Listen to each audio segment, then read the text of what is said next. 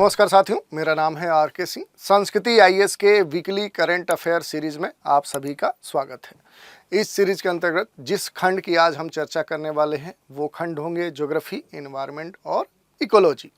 भूगोल, पर्यावरण और पारिस्थितिकी खंड के अंतर्गत जो भी टॉपिक न्यूज़ में थे उन पर हम बात करेंगे और उनसे जुड़े हुए जो भी महत्वपूर्ण तथ्य हैं उन पर प्रकाश डालने के साथ उससे जुड़े हुए प्रश्न कैसे बन सकते हैं उस पर भी हम चर्चा करेंगे। चलिए देखते हैं कौन कौन से टॉपिक हैं जिन पर हम चर्चा करने वाले हैं। तो ये 5 टॉपिक हैं जो न्यूज़ में थे, इन पर हम चर्चा करेंगे और देखेंगे कि ये क्यों महत्वपूर्ण आपके लिए हो सकते हैं, आपकी परीक्षा के दृष्टिकोण से ये क्यों महत्वपूर्ण हो सकते हैं, इस पर भी चर्चा करेंगे। चलिए देख लेते हैं। सबसे जो पहला है वो है हरिकेन हेलेन। ये चर्चा में रहा है क्योंकि हाल ही में अमेरिका में हेलेन जो हरिकेन है इसका प्रभाव देखने को मिला है और बड़े स्तर पे क्या है कि इस चक्रवात के कारण वहाँ पर कह सकते हैं कि जनधन की क्षति हुई है। वहाँ पर काफ़ी संख्या में लोग मारे गए हैं। इस कारण से ये चक्रवात चर्चा में था। थोड़ा सा इसके बारे में देखें तो देखिए, अमेरिका में हेलेन जो हरिकेन है इसके कारण 12 राज्यों में लगभग 43 लोगों की मौतें हो गई। अब देखिए, जो हरिकेन नाम सुनने में आपको आ रहा है ये कह सकते हैं कि चक्रवात ही है। चक्रवात का अलग अलग दुनिया के अलग अलग क्षेत्रों में जाएंगे तो उसके स्थानीय नाम आपको देखने को मिलेंगे। तो ये क्या है कि जो उत्तरी महाद्वीपीय जो क्षेत्र है वहाँ पर जो चक्रवात आते हैं उनको हरिकेन नाम से जाना जाता है। यहाँ पर देखिए, जो हेलेन हरिकेन है, हेलेन नाम जो आप सुन रहे हैं, आपके कह सकते हैं कि मन मस्तिष्क में एक नाम आ रहा होगा। वो भारत की एक अभिनेत्री हैं, लेकिन ये उनके नाम से नहीं बना है बल्कि इसके पीछे भी कारण होता है कि अलग अलग क्षेत्रों में जो चक्रवात आते हैं उनका नामकरण कैसे होता है, वो एक अलग मुद्दा है। अभी हम बात कर लेंगे इस चक्रवात से जुड़ी हुई जो भी महत्वपूर्ण बातें हैं। जैसे यहाँ पर चूंकि ये अमेरिकी क्षेत्र में यहाँ पर आया है, इससे जुड़े हुए जो जलीय क्षेत्र है अमेरिका जो स्थल खंड है उससे जुड़े हुए क्षेत्र में ये आया है।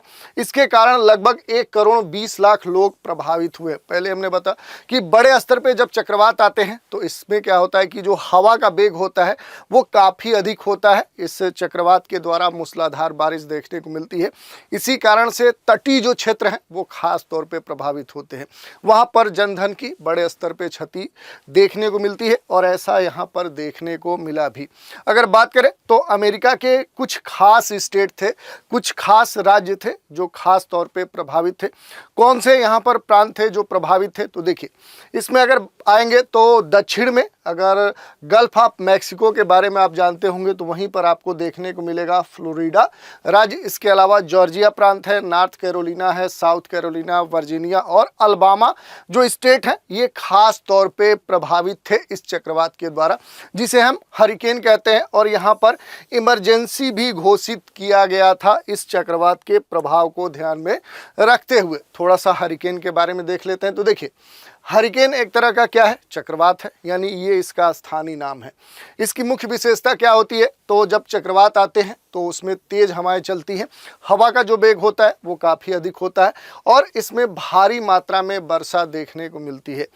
इन चक्रवातों की उत्पत्ति के और स्थान के आधार पर इनके नाम अलग अलग होते हैं। क्षेत्र विशेष के आधार पर इनके नाम अलग अलग होते हैं। जैसे अगर बात करें कि उत्तर पश्चिम ऑस्ट्रेलिया में आएंगे तो यहाँ पर अगर आएंगे तो इसे बिली विलेज कहा जाता है। पश्चिमी अफ्रीका और संयुक्त राज्य अमेरिका के आसपास रहेंगे तो इसे टॉर्नेडो कहा जाता है। कैरेबियन सागर, जैसे इसको थोड़ा सा मैप पे हम देखने का प्रयास करते हैं। देखिए, ये वाला जो पूरा क्षेत्र है ये अफ्रीका के पश्चिम में और ये वाला जो पूरा क्षेत्र है यहाँ पर जो कह सकते हैं साइक्लोन आते हैं उनका स्थानीय जो नाम होता है वो हरिकेन होता है। इधर उत्तरी अमेरिका के पश्चिम में ये पूरा प्रशांत महासागरीय क्षेत्र है, यहाँ पर भी जो चक्रवात आते हैं उसे भी हम क्या बोलते हैं, हरिकेन कहते हैं। अगर अफ्रीका के पश्चिम में इधर अगर आप देखेंगे ये वाला जो क्षेत्र है यहाँ पर जो चक्रवात आते हैं उसे टॉर्नेडो कहते हैं। इधर देखिए, ऑस्ट्रेलिया के अगर पश्चिम में आएंगे तो यहाँ आने वाले जो चक्रवात हैं उसे बिली विलेज कहा जाता है। और इधर हिंद महासागरीय क्षेत्र में जो चक्रवात आते हैं उनको सामान्य तौर पर साइक्लोन या उष्णकटिबंधीय ट्रॉपिकल साइक्लोन कहा जाता है।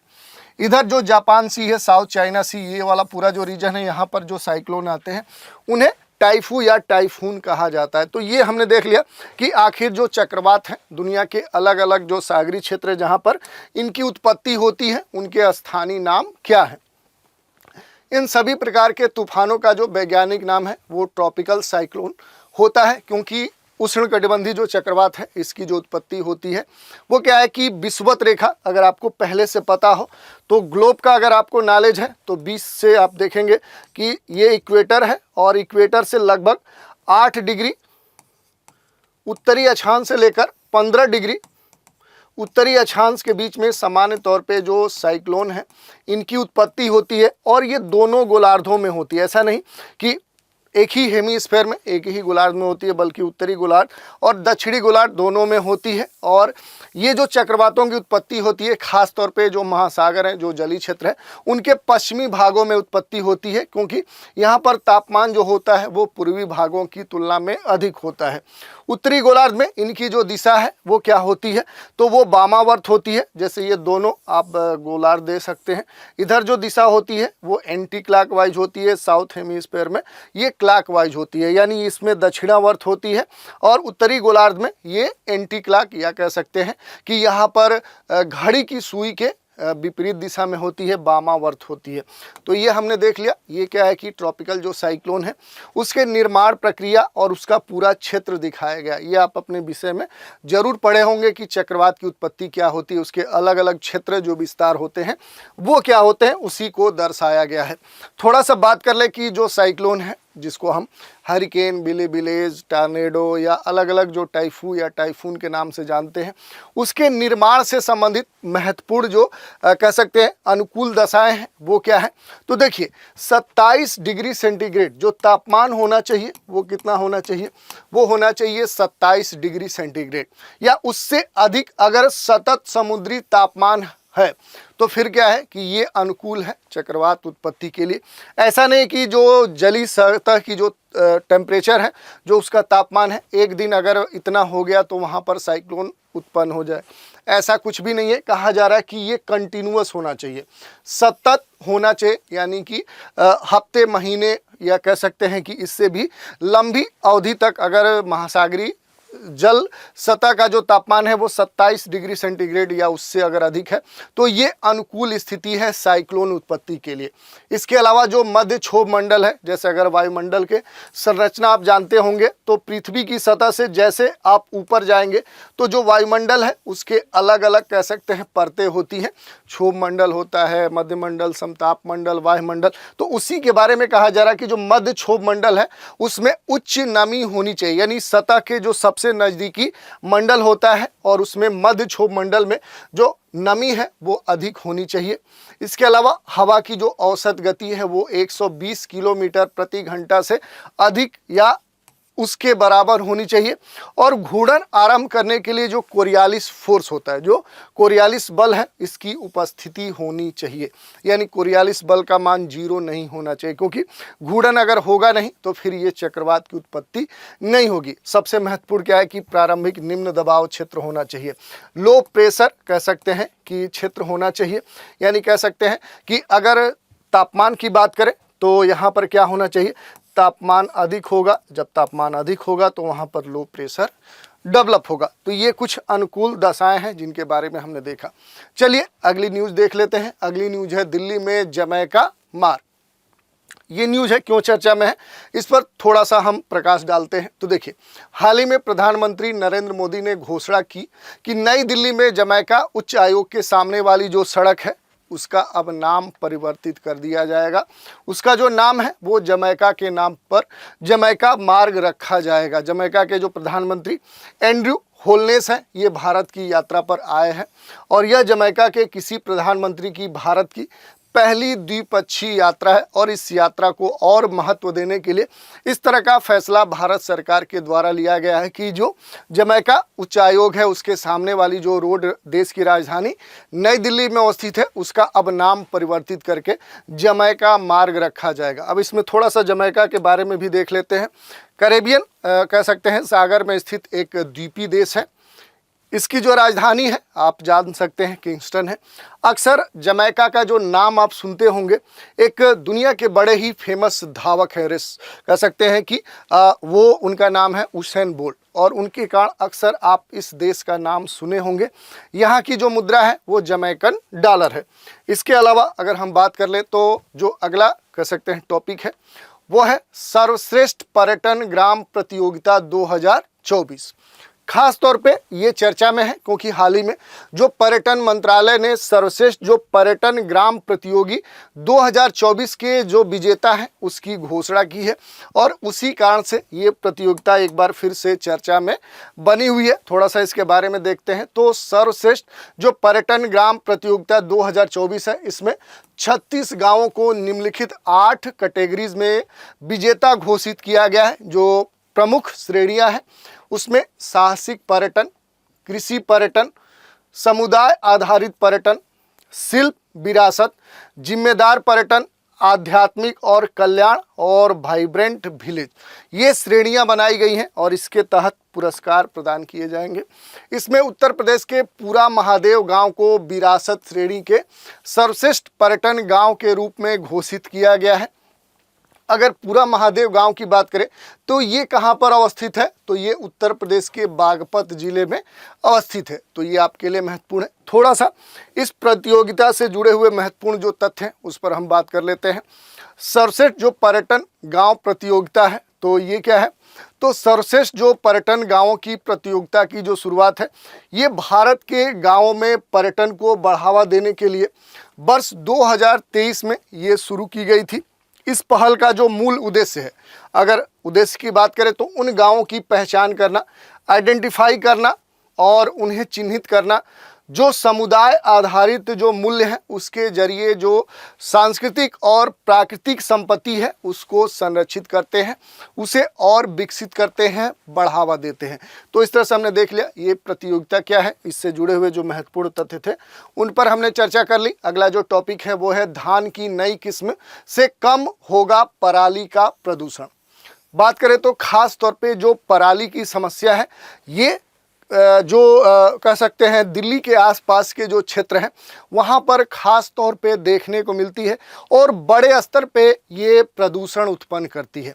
इसी कारण से एक बार फिर से क्या है कि धान की नई किस्म से अब ये समस्या कम होगी ऐसा कहा जा रहा है और इसी कारण से ये चर्चा का विषय बनी हुई है, जिसमें कहा गया है कि भारतीय कृषि जो अनुसंधान संस्थान है, ये जो ऑर्गेनाइजेशन है, ये जो इंस्टीट्यूट है, इसने धान की एक नई तरह की किस्म डेवलप की है जिसका नाम है पूसा।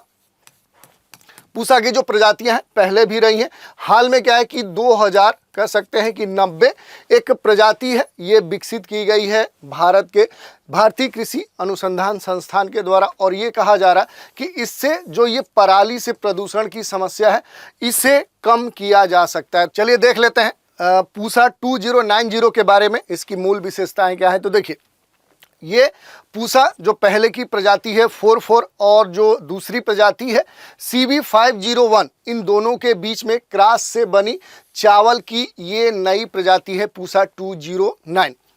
इसमें जो दो प्रजातियां हैं जिनके बीच में क्रॉस करके इसे बनाया गया है, इसमें पहली जो है वो क्या है कि CB501 है। ये जो प्रजाति है ये जल्दी पकने वाली जैपोनिका चावल है। तो देखिए अब क्या है कि इसकी विशेषता आपको इसमें देखने को मिलेगी। दूसरा जो है पूसा 44, ये उच्च पैदावार वाली चावल की प्रजाति है। तो दो गुण अब आपको पूसा 2090 में देखने को मिलेगा।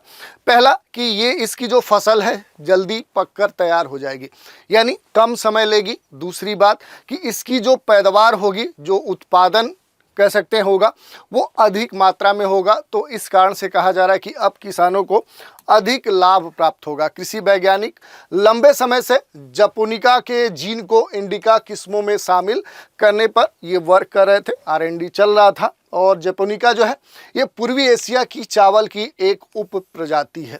दूसरी बात करें जो इंडिका किस्में हैं ये भारत और अन्य जो उष्णकटिबंधी और उपोष्ण कटिबंधी जो क्षेत्र हैं वहाँ पर उगाई जाने वाली प्रजातियाँ हैं। तो दो क्षेत्रों की जो उगाई जाने वाली प्रजातियाँ हैं उनका क्रॉस कराया गया ताकि और एडवांस उच्च प्रजाति का उत्पादन किया जा सके। इस चावल के बीज से अनाज बनने में लगभग आप देख सकते हैं कि 120 दिन से लेकर 125 दिन का समय लगता है। इसमें अगर बात करें तो धान की जो उपज है वो 34-35 क्विंटल प्रति एकड़ का उत्पादन प्रदान करती है। इसका परीक्षण खेतों में किया जा रहा है, ये बात देखने को मिली है। इसके अलावा थोड़ा सा बात कर लेते हैं पूसा जो 44 धान की प्रजाति है। तो इस प्रजाति को वर्ष 1993 में दिल्ली स्थित भारतीय कृषि अनुसंधान जो परिषद है इसके द्वारा विकसित किया गया था और इसके बाद पंजाब के किसानों ने शुरुआत में कुछ इलाकों में इसकी बुआई प्रारंभ की। इससे अधिक उपज प्राप्त करने के बाद किसानों ने इसके तहत क्षेत्र बढ़ाना शुरू कर दिया। दूसरी बात करें तो पूसा 44 की जो पैदावार है ये प्रति एकड़ लगभग 34 से 40 क्विंटल प्रति एकड़ होती है। अन्य किस्मों की औसत जो उपज है ये 28 से 30 क्विंटल प्रति एकड़ होती है। तो आप देख सकते हैं जो पूसा 44 है ये क्या है कि अन्य प्रजातियों की तुलना में अधिक उत्पादन देती है। इसके अलावा पंजाब सरकार ने पूसा 44 पर प्रतिबंध भी लगा दिया था। ये जो किस्म है इसकी अगर बात कर ले तो हमने देख लिया, प्रतिबंध पर चर्चा कर लेते हैं कि आखिर यहाँ पर सरकारों ने इस पर प्रतिबंध क्यों लगाया। तो देखिए पूसा 44 एक लंबी अवधि वाली किस्म है जिसे तैयार होने में लगभग 160 दिन लगते हैं। जो अवधि है फसल को पककर तैयार होने में वो लंबी है। इसी कारण से देखें तो सरकारों ने या अलग अलग जो संगठन है उन्होंने इसके उत्पादन पर रोक लगा या अन्य किस्मों की तुलना में लगभग 35 से 40 दिन अधिक समय लेती है। तो आप समझ सकते हैं कि अगर सालों भर एक ही फसल खेतों में लगी रहेगी तो दूसरी फसल के उत्पादन के लिए समय नहीं मिलेगा। इससे जो जैव विविधता है वो भी कम हो जाएगी और पर्यावरण में कह सकते हैं कि एक तरह से असंतुलन देखने को मिलेगा। इसी कारण से ये डिसीजन लिया गया। इसके अलावा पंजाब में भूजल की गंभीर कमी और कम अवधि वाली धान की किस्मों की उपलब्धता के कारण सरकार ने इस पर प्रतिबंध लगा दिया, क्योंकि ये कहा गया कि अगर लंबे समय तक एक ही फसल रहेगी तो उसके लिए बार बार जल की आवश्यकता होगी। और इस तरह से क्या है कि जो पंजाब है वहाँ पहले से ही जल संकट, वाटर क्राइसिस देखने को मिल रहा है। अगर इस तरह की फसल वहाँ पर लगी रहेगी अधिक क्षेत्रों में तो जल संकट और भी बढ़ सकता है। और चूंकि इससे अन्य बेहतर प्रजातियां वहां पहले से उपलब्ध है इसी कारण से वहां पर इस प्रजाति पर बैन लगा दिया गया। इसके अलावा ये जो किस्म है राज्य में लंबे समय से चली आ रही पराली जलाने की समस्याओं को बढ़ाने के लिए भी जानी जाती थी। किसानों को धान की कटाई और गेहूं की बुवाई के बीच में पराली निपटान का उचित प्रबंधन करने के लिए 2 लंबी परिपक्वता अवधि के कारण पूसा 44 की कटाई और गेहूं की बुवाई 0 से 25 दिनों की आवश्यकता होती है और वो ठीक इससे पहले तैयार होती थी। इसके कारण पराली निपटान का जो उचित प्रबंधन करने के लिए आवश्यक समय नहीं मिलने के कारण पराली को जो किसान है वो जला देते थे। उनके पास समय इतना नहीं होता था कि इस पराली का प्रबंधन कर पाए और इसी कारण से जो किसान है जल्दी से इन्हें हटाने के लिए खेतों में ही जला देते थे। इस कारण से बड़े स्तर पे पराली से जुड़ी हुई पर्यावरणीय समस्या देखने को मिलती थी और इसी कारण से अब एक तरह से कहें तो इस पर बैन लगा दिया गया। चलिए अगला टॉपिक देख लेते हैं। अगला टॉपिक है सितंबर 2024 के महत्वपूर्ण जो साइक्लोन है, जो चक्रवात हैं, उनकी चर्चा कर लेते हैं। इसमें मूल रूप से देखें तो टाइफून जो यागी था ये एक महत्वपूर्ण साइक्लोन था। इसके अलावा जो चर्चा में सबसे अधिक था वो जॉन हरिकेन था और फिर क्या है एक और साइक्लोन था टाइफून क्रैथॉन। ये 3 कह सकते हैं कि महत्वपूर्ण चक्रवात थे, ये खास तौर पे चर्चा में थे। तो इनके बारे में थोड़ा थोड़ा हम देख लेते हैं। जो टाइफून यागी है इसकी जो उत्पत्ति है ये साउथ चाइना सी में 1 सितंबर 2024 के आसपास देखने को मिली थी। इससे प्रभावित जो क्षेत्र थे वो फिलीपींस, चीन, लाओस, म्यांमार और थाईलैंड थे। अगर इसके कैटेगरी की बात करें तो ये 5वीं कैटेगरी का कह सकते हैं चक्रवात था। इसके अलावा इसका जो नामकरण है ये जापान की मौसम विज्ञान एजेंसी के द्वारा दिया गया था। दूसरा है हरिकेन जॉन। इसके बारे में देखते हैं। इसकी जो उत्पत्ति है ये मैक्सिको की खाड़ी में हुई थी। नाम को आप समझ सकते हैं कि यहाँ पर जो नॉर्थ अमेरिका है उसके आसपास के जो क्षेत्र वहाँ पर साइक्लोन को हम क्या बोलते हैं, हरिकेन बोलते हैं। कैरेबियन जो पूरा सागर है वहाँ पर आने वाले जो साइक्लोन है उनका जो स्थानीय नाम होता है वो हरिकेन होता है। इसी कारण से इस जान को ये जो यहाँ पर चक्रवात आया था इसका नाम रखा गया था, इसे हरिकेन हम कहते हैं। तो ये मैक्सिको की खाड़ी में 21 से 27 सितंबर 2024 के बीच में देखने को मिला था। प्रभावित जो क्षेत्र है वो मैक्सिको है, यानी नॉर्थ अमेरिका का जो मैक्सिको देश है वो सबसे अधिक प्रभावित हुआ था। सीमित या आंशिक स्तर पे जो यहाँ पर कह सकते हैं यूएसए है उसके भी कुछ क्षेत्र और कैरेबियन पूरे क्षेत्र में स्थित जो कुछ द्वीप हैं वो भी प्रभावित हुए थे। अगर इसके कैटेगरी की बात करें तो ये थर्ड कैटेगरी के तहत इस चक्रवात को रखा गया था, इस हरिकेन को रखा गया था। तीसरा जो यहाँ पर देखें चक्रवात है ये टाइफून है। तो नाम से ही समझ सकते हैं कि टाइफू या टाइफून कहाँ के स्थानीय चक्रवात को कहते हैं। तो इसकी उत्पत्ति क्या है कि चीन सागर में हुई थी, 30 सितंबर 2024 के आसपास देखने को मिला था और यहाँ पर प्रभावित जो क्षेत्र थे वो ताइवान और फिलीपींस थे। इसका जो स्थानीय नाम रखा गया था वो जूलियन के आधार पर रखा गया था। और ये क्या है कि ये चौथे श्रेणी का कह सकते हैं कि चक्रवात है और यासुपुर जो टाइफून है इसका इसे दर्जा दिया गया। इस कारण से हमने देख लिया कि जो महत्वपूर्ण चक्रवात थे जो चर्चा में थे उन पर हमने चर्चा कर ली। चलिए अब बात कर लेते हैं चक्रवातों का जो वर्गीकरण है यानी क्लासिफिकेशन ऑफ साइक्लोन। तो देखिए इसमें जो कैटेगरी बनाई गई है ये तूफानों को सैफिर सिम्पसन जो स्केल है उस पर आधारित है। इसके तहत 5 श्रेणियों में इन्हें डिवाइड किया गया है। 1 से 5 रेटिंग दी जाती है और ये जो रेटिंग है ये तूफान की निरंतर जो वायु की गति है, जो वायु का वेग होता है उसी के आधार पर निर्धारित किया जाता है। पहली जो श्रेणी है इसके तहत अगर बात करें श्रेणी फर्स्ट की तो इसमें जो वायु का वेग होता है वो 119 किलोमीटर प्रति घंटा से लेकर 153 किलोमीटर प्रति घंटा होता है। जो दूसरी श्रेणी है इसमें जो वायु का वेग है वो 154 से लेकर 177 किलोमीटर प्रति घंटा है। तीसरी जो श्रेणी है इसमें वायु का वेग 178 से लेकर 208 किलोमीटर प्रति घंटा होता है। जो पांचवी श्रेणी है इसमें वायु का वेग 209 से लेकर 251 किलोमीटर प्रति घंटा होता है और जो सबसे टॉप श्रेणी है उसमें वायु का जो वेग होता है वो 252 किलोमीटर प्रति घंटा से भी अधिक होता है। तो आप समझ सकते हैं कि अगर श्रेणी में ऊपर से हम नीचे आ रहे हैं तो धीरे धीरे क्या होगा कि वायु का जो वेग है वेलोसिटी है वो बढ़ता जाएगा। और इस कारण से अगर देखें कि श्रेणी 1 से 5 की तरफ हम बढ़ेंगे तो उस प्रकार का जो कह सकते हैं जो पहला श्रेणी है उससे अधिक घातक होगा श्रेणी 2, श्रेणी 3, श्रेणी 4 और सबसे अधिक कह सकते हैं कि बड़े स्तर पे जो विनाश लाएगा वो श्रेणी 5 लाएगा, क्योंकि इसमें जो हवा का वेग होगा वो काफ़ी अधिक होगा। और चूंकि चक्रवात या साइक्लोन में क्या होता है कि मूसलाधार बारिश होती है तो इस कारण से बड़े स्तर पे जनधन की हानि हमें देखने को मिल सकती है। तो इस तरह से हमने देख लिया इस वीक जो भी महत्वपूर्ण पर्यावरण पारिस्थितिकी से जुड़े हुए और भूगोल से जुड़े हुए जो भी टॉपिक न्यूज में थे उन पर हमने चर्चा कर ली। तो आज के एपिसोड में इतना ही। नए एपिसोड में कुछ नए महत्वपूर्ण न्यूज पर आधारित तथ्यों के साथ फिर मिलेंगे। तो आप हमारे साथ बने रहें, इसके लिए धन्यवाद।